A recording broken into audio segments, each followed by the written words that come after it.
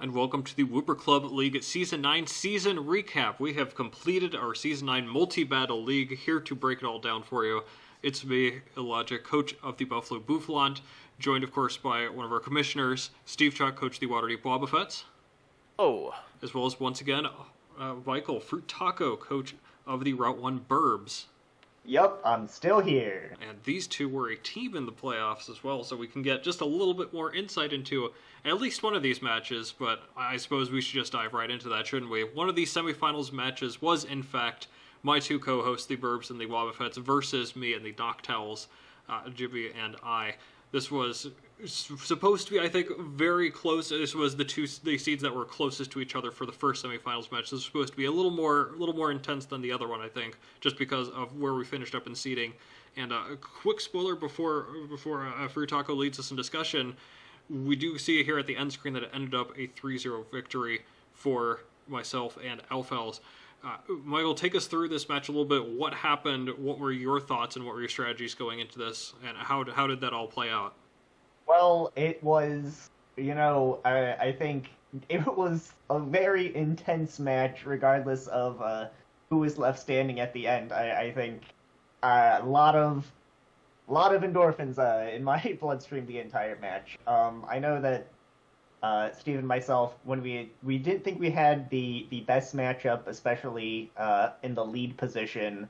Zapdos is just such a good mon that we knew that you two would lead Weavile Zapdos because they're just such great leads, especially together. And you called that perfectly. We kind of thought we needed to do something a little crazy this match to kind of essentially end up sweeping. So we went down the rabbit hole on that, and we decided that we were gonna set up Feeney to basically become immortal and sweep both your teams with the help of the very common weakness policy: Calm Mind, Trick Room, Protect, Explosion, Bronzong, the Ganlin Berry flinging Pheromosa, the Explosion, Tailwind, Silvally Normal, all these very reasonable, sane Pokemon sets that we brought to the match.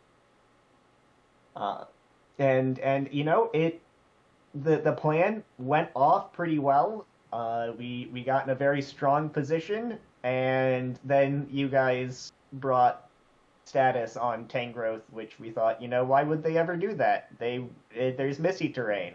That's why we'll bring Telepathy Lele to avoid the explosions. And after you slept us, things went downhill fast. Yeah, that was very silly and very crazy. We were kind of wondering, where's this going? We saw 3 months without any real damage moves aside from Explosion, right? The Pheromosa was purely set up, the Bronzong was purely set up and Explode, the Silvally was purely set up, the Tailwind. I saw an Imprison on your set too, which I thought could have been very, very interesting to see there. And all of it to help facilitate that Feeney. Even the turn that we took it down, we doubled into it and only barely took out the last about 30-some% that we were able to bring it down to during the 1 or 2 sleep turns we had on it.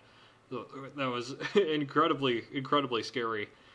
Luckily, once that went down, we had just the right mons for the rest of the matchup, but revolving everything around Feeney, I believe Steve had brought Feeney to each of my 2 previous matchups with him, both of which I had lost, so that clearly does make a lot of sense.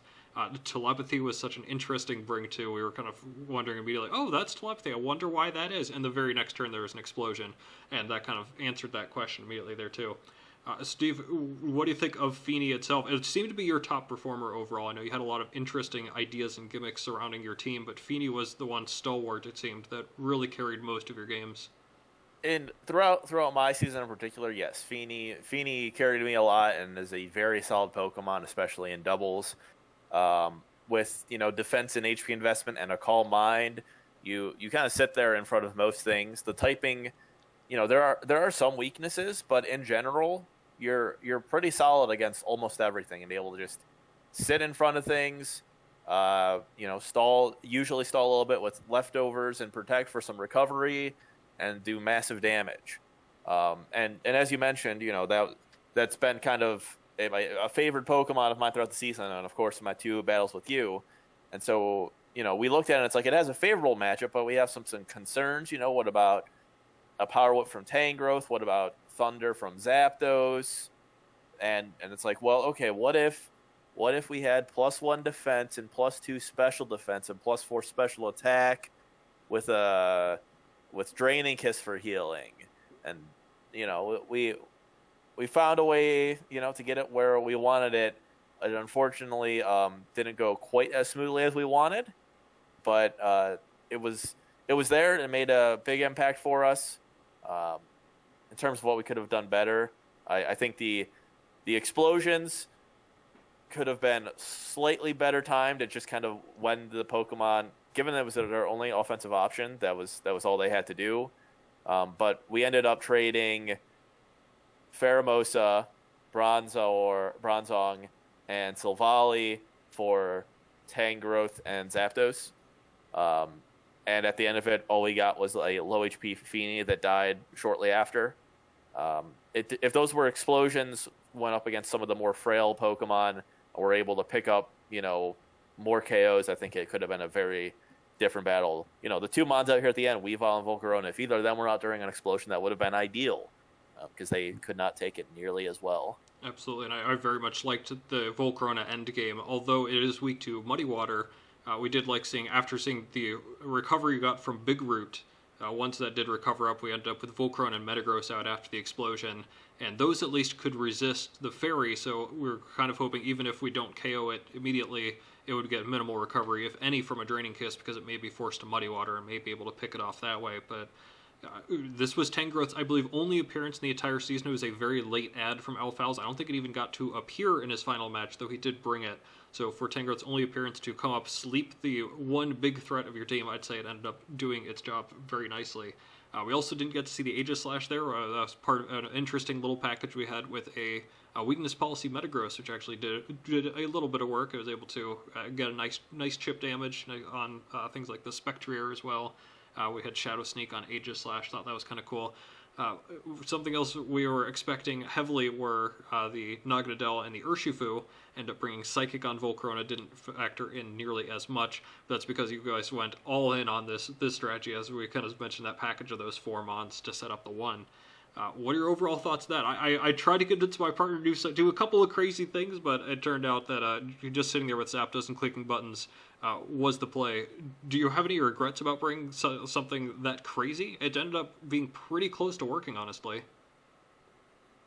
I mean, I definitely don't regret it, at least for the sheer fun that it was able to, to think it up and to execute it. And I definitely agree with our general strategy that you guys had, in general, the stronger matchup. Things like Zapdos were big threats to where you guys, if everyone in the match just kind of clicked the safe options, you guys were probably going to come out ahead, so we need to do something a little wacky. And yeah, if you had missed that sleep powder or not brought the sleep, I do have to know, how did you feel when you saw a Feeny click Psych Up of all things and suddenly have +2 attack, +1 defense, +3 special attack, and +1 special defense? Yeah, the first couple turns, we were very curious. What is going on? Why would you do this for a Bronzong?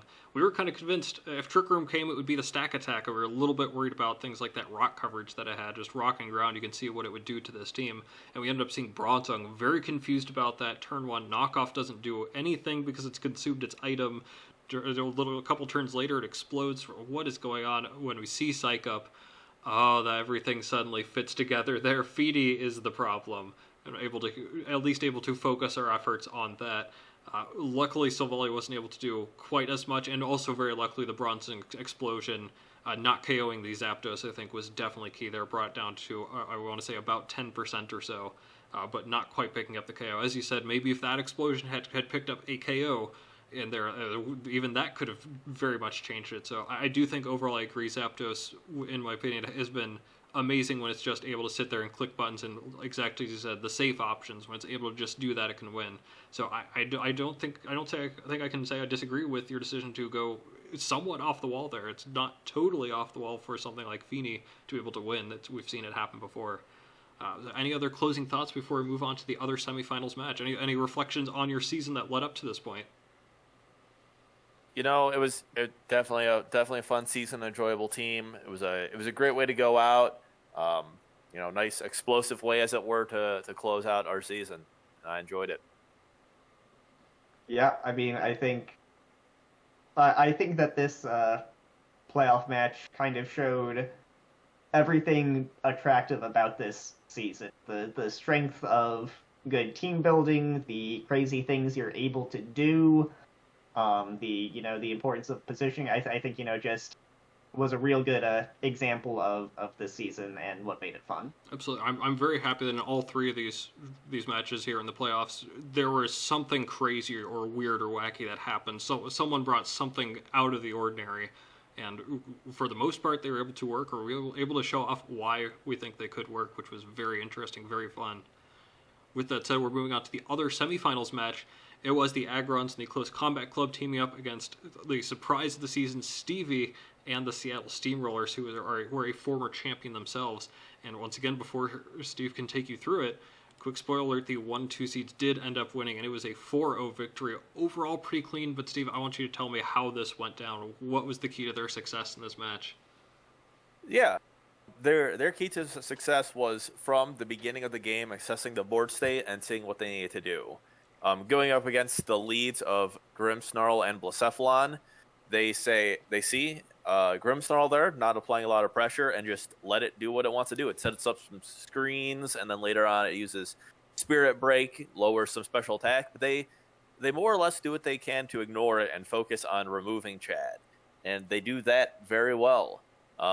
Through Mimikyu's Disguise and Swords Dance, it's able to easily clean up both the Bouffalant and the Tapu Lele, getting a little bit of luck on the crit to get through the Reflect for the Lele. They then, of course, crit back to take out the Mimikyu.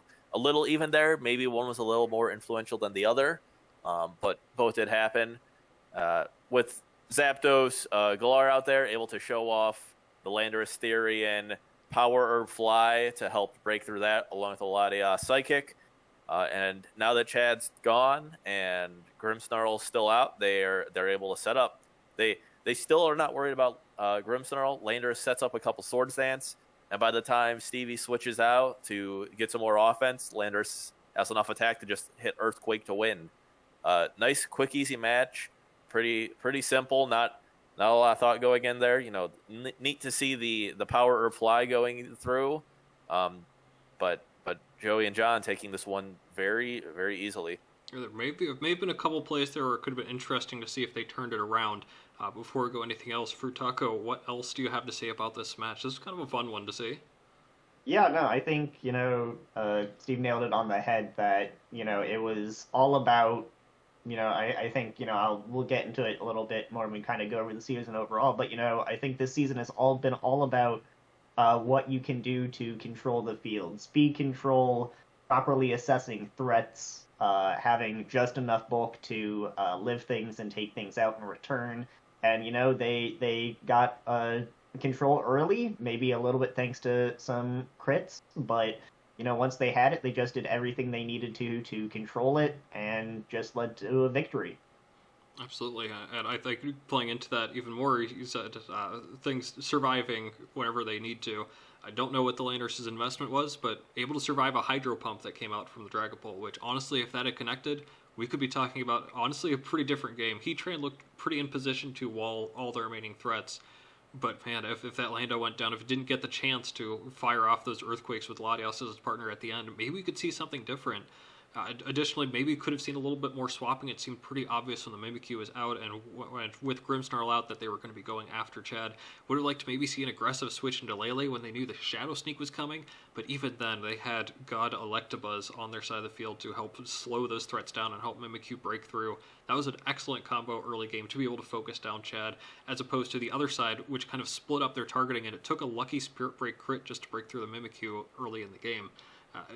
Excellent targeting from one team, not quite as good targeting from the other, and that Power Herb Fly really coming through at the end. Any other thoughts from either of you two on this match before we move on to the finals? this was a pretty simple and straightforward match. The higher seed teams took care of business, and now they have to go defend that one more time to win a championship.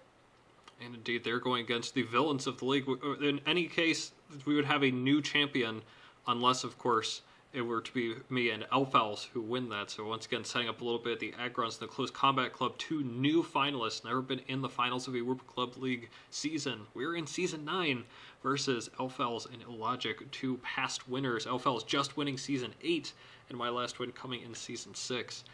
Going into this match, I'm able to get at least a little bit of insight. We're looking at some of their biggest threats. We knew the Volcanion would have a great matchup against us. Volcanion been rocking it for Joey all season. Ended up, I believe, with a 14-3 KD ratio, which is absolutely insane. Paired with the Landorus Therian, 15-4. Joey's team was monstrously difficult to go against. Those two in particular, we had a pretty good idea would be coming.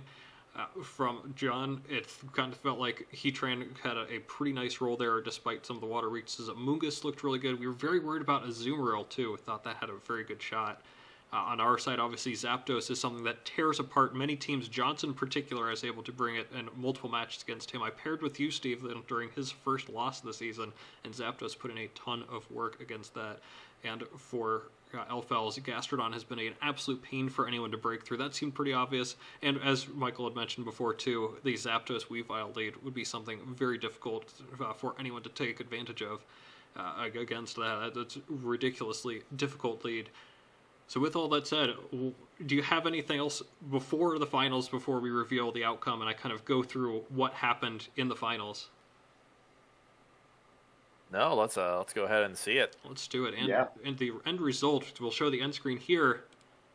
Not just a victory from Elfels and IllLogic, but a 6-0 victory. How could this happen? John and Joey have been dominant all season.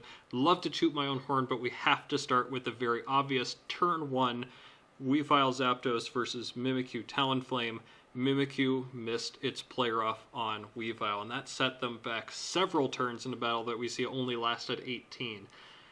This was obviously an enormous deal. The Weavile had a Focus Sash, but there were other factors, such as the Talonflame they revealed that had Feint at the end of the match there. I think it's the only time Feint has been brought, and it would have come into play there potentially had we stayed in.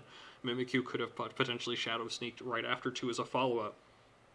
That would have forced him to switch, could have meant that they could focus into the Zapdos right after. They lost all sorts of momentum immediately.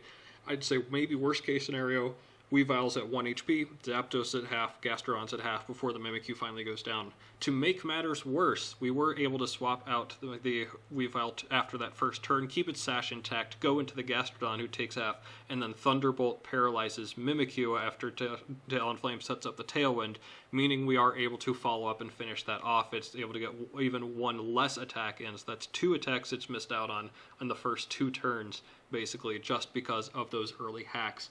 It's possible that if Mimikyu ended up targeting the Zapdos, Static could have affected it too in a very similar way, but Zapdos was the one biggest threat, I think, that could have outsped that and made a big difference. From there, it very much just snowballed out of control. Something I noticed from my first match with Elfels as my partner, a lot of Zapdos being able to stay in and click buttons, while he was able to swap in and out very effectively, and we were able to do that very similarly. Going in, we knew Sun was a possibility, and team preview, seeing all 3 of their fire types, meant that it was very much a Sun versus Rain game. Had to swap into Politoed once or twice to kind of reset that, but it was very much a game of who had Sunny Day, who had Solar Beam, and see if we could maybe protect the Gastrodon for that, or bait something out possibly there too. A couple of other things you noticed, Dragon-type attacks were very free into Joey. We were able to drop a Draco Meteor into Landorus relatively early as well. We had a Scarf Salamence, which really couldn't do too much because a lot of John and Joey's game was bring the Talonflame with Tailwind, so we weren't quite able to make that work all that much. There was an interesting Hypnosis on Politoed, which actually hit after all of the misses earlier to maybe add a little bit of insult to injury. Amoonguss was able to wake up the turn after falling to sleep, but wasn't all that impactful in the end. Overall, I think we just had really good targeting in that mid game. We were able to take out Mons with precision, being able to take out Volcanion when we needed to, have Weavile set up a Rain Dance for a Hurricane to take out Amoonguss when we needed to, swapped accordingly. We kind of saw when fire moves were unlikely to come in, we were able to swap out effectively at that point too. Polytoad in the end game ended up doing a lot of work, able to even show off a little bit of tech here. We see the wide guard on Anubis in that end screen as well, from Aegislash to kind of ward off Heatwave, and what we'd expected to come was perhaps that Electabuzz with Electro Web. So overall, played around Tailwind, and when Mimikyu went down, we had the answers to the rest of their offense. That was the key that needed to break a few things open, or for the Fire Sunny Day offense take over. And they never got their foot in the door just because those first couple turns. Could be talking about something entirely different had that not happened. But it's a little bit poetic, considering what happened at the very beginning of the season. Michael, I know you know this all too well, but turn one, they missed Heat Wave against both Mimikyu and your Silvally. And that was actually Elfowls' team that missed those moves, and once again we end up with a missed move of turn one in the finals. It's a little bit of poetry here. It's the kind of the game we play. So what are your thoughts about the finals? I know this was a 6-0, maybe not as exciting because of the first couple turns, but there's still a good amount to go into, I think. Steve, we'll start with you. Yeah. Looking at this battle, there were certainly some interesting things. I really think the kind of pressure was getting to Joey and John. It seemed like they were pretty invested in trying to win. And some of it showed in different ways. One example is the inconsistent timer throughout the battle. It went on and off based on their needs, which just seems weird. You either want it on or want it off, but it was always like, oh, we're done picking our moves. Let's turn the timer on. Oh, they picked their move. Now we need time. Turn it off, and kept switching it as they need. They were also running a lot of calcs, and one of my favorite quotes that I want to make sure everyone's aware of is the Heat Wave from Heatran in the sun is a guaranteed KO of Gastrodon at 50%. And if that doesn't sound right to you, that's because it's not. That was against Zapdos, but apparently they thought it was Gastrodon. It didn't come up. They didn't get the chance to actually connect that Heat Wave for that guaranteed KO that wouldn't work. But it was really fun sitting in the voice chat and hearing that, and just seeing if they would try and go for it. But all in all, I mean, yeah, Nate and Jamie showed complete domination here, able to adapt to what Joey and John can do, predict their moves, get some luck, and maintain all their Pokemon for a solid 6-0 performance. Michael? Yeah, and I'm going to kind of piggyback on what you said, that hacks always matters, even if it seems inconsequential.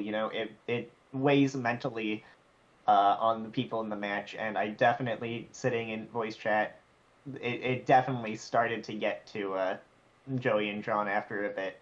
But I don't want to downplay our champions' excellent play. They definitely played a good game. They weren't making brain dead moves the entire time. They had some excellent switches, some excellent management of the weather in the game, and that just, like Nate said, let them snowball. And I think that's fairly exemplary of this season, that it's pretty hard to come from behind and clinch a victory in this format. So once they had that lead, they just did everything they needed to do to keep it, and there's just nothing that can be done.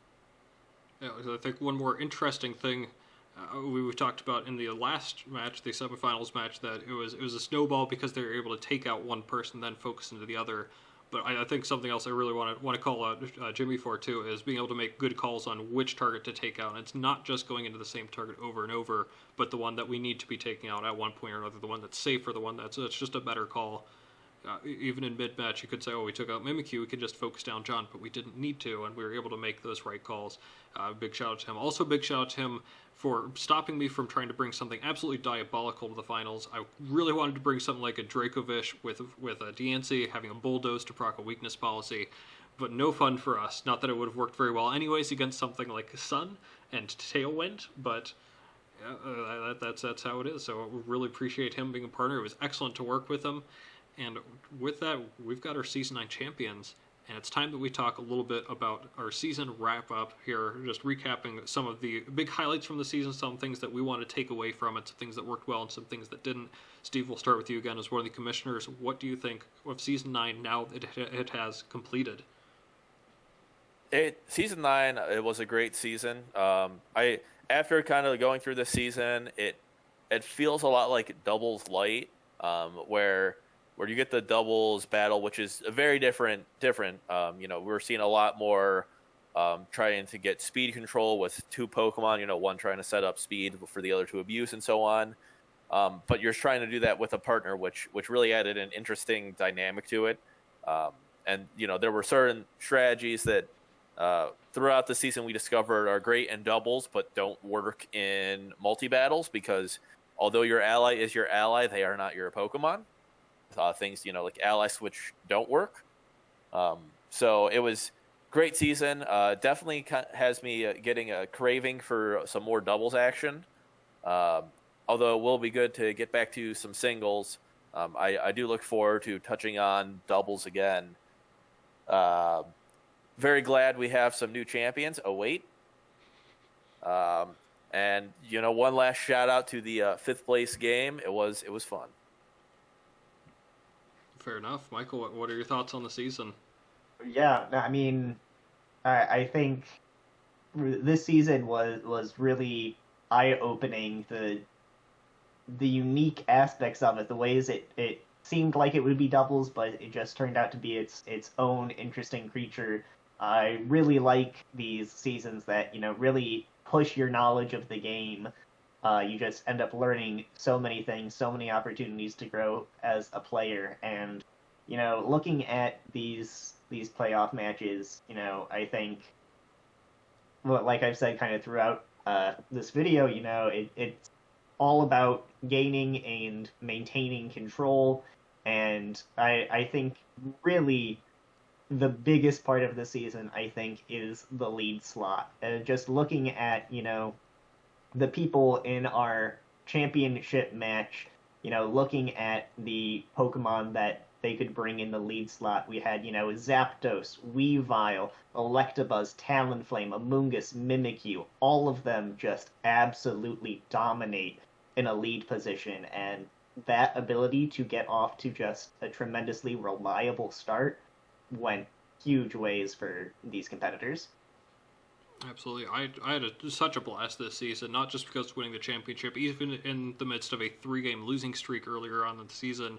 I just had a blast every single week getting to work with someone new, kind of see into the minds of other people. What do you prioritize? What is important to you? What do you think is good? What do you think we should bring? Get different ideas for my own was so interesting, so much fun. I also kind of want to shout out a lot of big mons that we thought would produce very heavily that did not end up doing quite as well. We could start by calling me out with Dracovish. Didn't end up doing much this season. Only brought it, I believe, 3 times. We saw kind of the impact that low speed stat and that lack of physical offense in the season had. Spectrier didn't really live up to our expectations all that much either. We saw things like Alakazam get absolutely dropped. With Blastoise, we were very excited to see come out this season and do something new, and it ended up going 0 kills and 6 deaths, not doing much aside from being follow-me fodder. Bouffalant, 0 and 3, didn't really end up accomplishing much. It was cool to see some of those other mons take center stage a little bit more. We saw Glasstray step up and be a huge impact in games. Suicune only fainted once, actually, and multiple times it was brought. So this was a lot of fun, seeing a lot of different ideas and different strategies here overall. Any closing thoughts on the season before we kind of give a sneak peek or a sneak preview as to what we're expecting for Season 10? Was a great season. Lots of fun. Looking forward to touch on this format in the future. Absolutely. Then before we wrap up, Steve, tell us a little bit, what do we have lined up in the future for Season 10? We reached double digits. Yes, we did. Season 10, coming up here sometime in the winter, spring of 2022. We are going to be going back to singles, a usual draft league, but with a little bit of a twist. Although we did go through and re-tier everything based on, our changes in the meta and previous experience, we are going to adjust the power level by banning all Pokemon in our tier 120 and above. Only allowing those in tier 100 or below, what we've effectively called low-tier draft. Will be very interesting to see all of the the big hitters that that he was talking about. We expected to do well in this double season 2 or multi-season. They won't be around. We'll have to find what Pokemon from these lower tiers are able to carry the weight, carry the burden when all of the obstacles to their powers are removed. Yeah, no Landorus, no Kyurem, no Dragapult. Michael and I have already been talking just before this call about some things that we think could stand out. And we hope you join us for Season 10. That's going to wrap it up for us in Season 9. Again, this was absolute blast. Hope to continue making content going into the future here. Thank you both of you for joining me along the way for this entire season. We'll catch you in Season 10.